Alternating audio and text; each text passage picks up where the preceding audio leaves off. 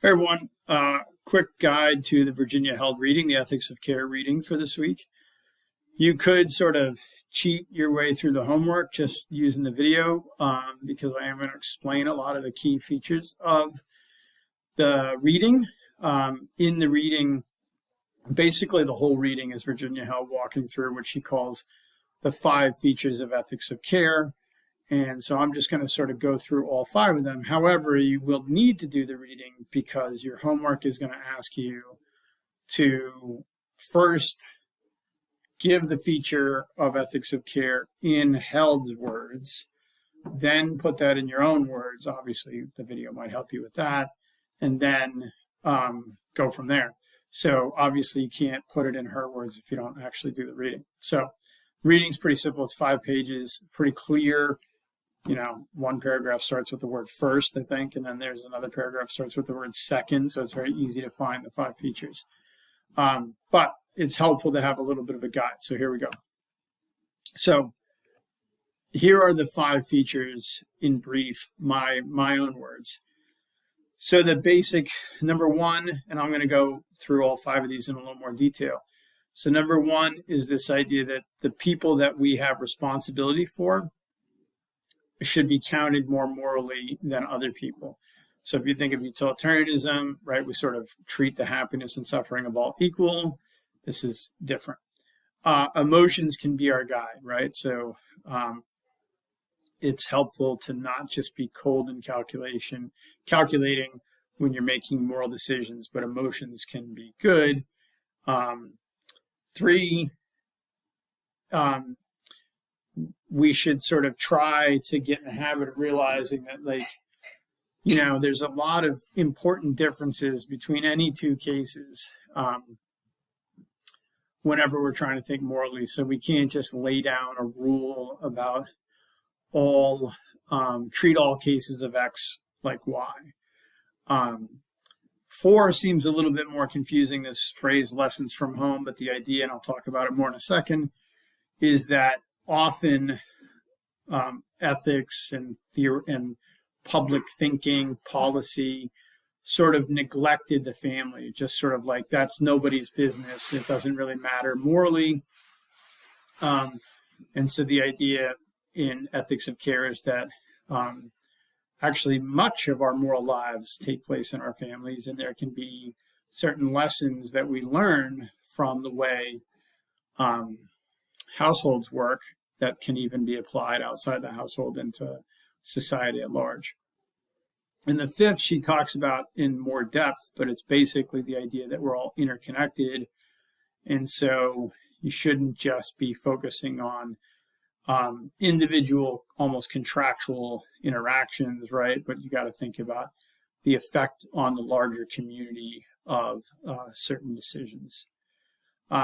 Quick aside, it just occurred to me that's a helpful addition to the ethics of care is when we start to think about issues like the environment and climate change. One thing that's a little tricky is that it's not immediately clear who I'm harming when I'm reckless with my energy use, right? I'm sort of potentially harming people that don't even exist yet. And so when we see things that way, it's sort of easy not to care about doing the right thing by the environment. But if we kind of understand this idea that we're all interconnected in society, and even maybe to the future generations, then we kind of understand that we can't really think of trading our own happiness or trading the happiness of others for our own happiness, right? That we have to think about how decisions sort of impact everyone. So let's look at these in a little more depth. So pretty simple, but this priority of place is what I'm calling, is another way to think about this first feature, this idea that the people that we care for should get priority in our moral thinking. So think parents, if your parents are elderly, think children. You could also think about other types of responsibilities that you might take on that are job related. So maybe you have an obligation to your employees. maybe you have an obligation to, in my case, to students, doctors, patients, social workers, and their clients, etc., right? But if you remember utilitarianism, right, one interesting and sort of controversial feature of utilitarianism is that the happiness and suffer of all should be given equal consideration.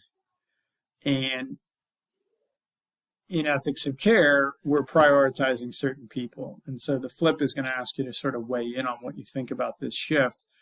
So you can, got an example here at the bottom. Someone owns a business and employs many people, but so they do a good for many people, but the people that they have the most responsibility for is their family. So imagine that they totally ignore their family. Well, it seems like a utilitarian calculus might say like they're doing the right thing because overall they're contributing to greater overall happiness. But ethics of care would say maybe that seems a little messed up, that like that person doesn't seem so admirable after all. So just something to think about in terms of that. So then the second one is about emotions, and we might think, of course, emotions are our guide when we make ethical decisions. But if you remember the podcast, I think in week 2 with Peter Singer, in that podcast, Peter Singer argues that actually emotions get in the way of us making moral decisions. You can see how this would tie in to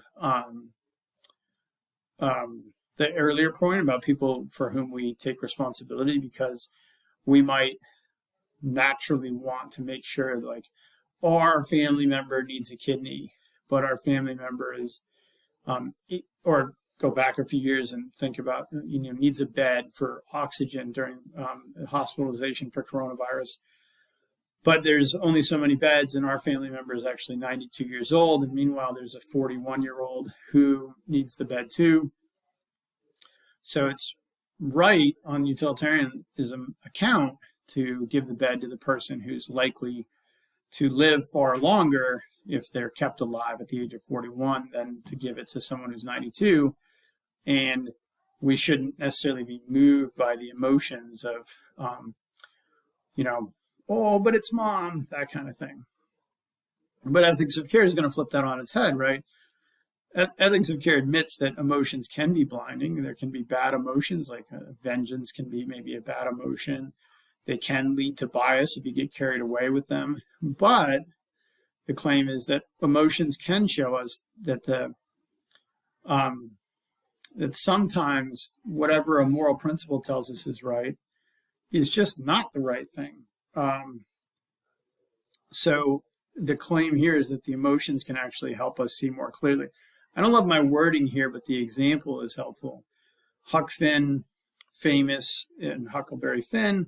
Huck frees Jim the slave, and Huck is going down the river with Jim, and he feels guilt because Huck is raised in a time and a place where slaves are property. So his intellect, his rational thinking is telling him that he has committed a theft, that he has stolen someone else's property, and that he has done something wrong. But his emotions are like, F it, Jim's my friend. And it seems pretty obvious that his emotions are what's giving him the right moral answer there. So that's like a helpful example of showing how emotions can be a really helpful guide. Then you get this issue of case by case, right? For Kant, the very idea of case by case seems troubling to him, right? Because the whole idea, right, is you almost realize you're doing the wrong thing if you're basically trying to make an exception for yourself.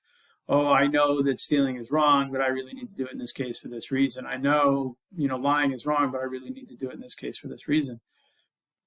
So Kant, sort of lives by these hard and fast rules. Ethics of care would say, like, you can't do that. You can't have these hard and fast rules that apply in all situations. It's going to lead to tragedies if you're like a slave to these rules, right? So if I have a policy that, like, if your homework's more than a week late, it's an automatic 0, different people are going to have different reasons for needing more time with their homework. And maybe it's not the right thing to do to be so blind to the fact that there are these differences. Now you can see how this can cut both ways, because maybe, you say that you have this issue and you don't really have this issue, or maybe it's just not good to always be making exceptions, because you should be holding people accountable. And that makes them like, yeah, you're right, I got to do it. It's a tough call, but ethics of care really challenges this idea. Another criticism, though, of case by case is that someone say, well, then I don't even know what it is as an ethical theory if you're just telling me, like, figure it out in any given case. So it's for you to think about what you think about the pros and cons here. Finally, not finally, second to last, features of the family. So the idea in ethics of care is that traditionally morality and public policy have totally neglected looking at the family. They think it's irrelevant. You can even think of historical examples where we praise famous people like John F. Kennedy, who was a pretty bad family man. And so we realize that, the private lives of individuals might be morally relevant. And also there can be injustices within the family, right? So some would say, well, okay, the one spouse does all the work in that household in different strokes. But other people would be like, no, that's not different strokes. That's just a form of injustice. The fact that if a parent stays home and cares for the children, that's all unpaid labor. That's maybe a form of injustice. But the idea here that's interesting is we can look at the family, we can look at private lives, and we can learn lessons from them and then apply them out to society. So this is sort of contrasted with a way of thinking we haven't talked much about, social contract. So the social contract is this idea, morality is basically an agreement among people to all play by the rules. So you sort of imagine that we all sort of like, I want your wallet, but I don't want you to take my wallet, so we just agree not to take each other's wallets. But that sort of assumes two equal adults, right? Not an adult with way more power than someone else. You're thinking when you make contracts with like the phone company or the cable company, you're not really equals. And if you think about children, that's the ultimate example of inequality. And you also have this idea of children being dependent on us. So the idea is ethics of care can show us that there are people in our society who depend on others. So we can't just be like, well, I did it the fair way, I made it on my own, and so I don't understand why other people can't make it on their own. Well, maybe there are people with disabilities that have lots of obstacles, etc. So then the final one is this idea of interdependence. And the basic idea here is the same social contract model, sort of like I'm an individual, you're an individual, we make an agreement, and like, what do we value? We value life, liberty, property, pursuit of happiness. In other words, leave me alone to go do what I want. But the idea in ethics of care is that that's actually sort of a totally false image of what it is to exist, that we actually exist in social networks, we depend on each other. So ethics of care isn't going to just look at how actions impact other specific people, but they look at the wider community. So we can think about applying this to drug offenses, right? So normally we think about like this person commits a crime, we punish them, they go to jail, and we don't treat any underlying cause. But treating an underlying cause doesn't just mean like trying to get them away from being addicted. It could also mean looking at what's happening in the community that's leading to higher uses of drugs and trying to fix the community. Also could be that like instead of putting someone in jail because they stole to get drug money, their punishment might be that they have to like go and make it right with the person that they stole from. A lot of towns have things like this now, where we have this idea of like trying to make things right as a part of criminal conduct or the way we interact with people who commit crimes. So anyways, those are the 5 features, a little bit of a guide. Still important you do the reading, and then between this video and the reading, you should be all set for the homework.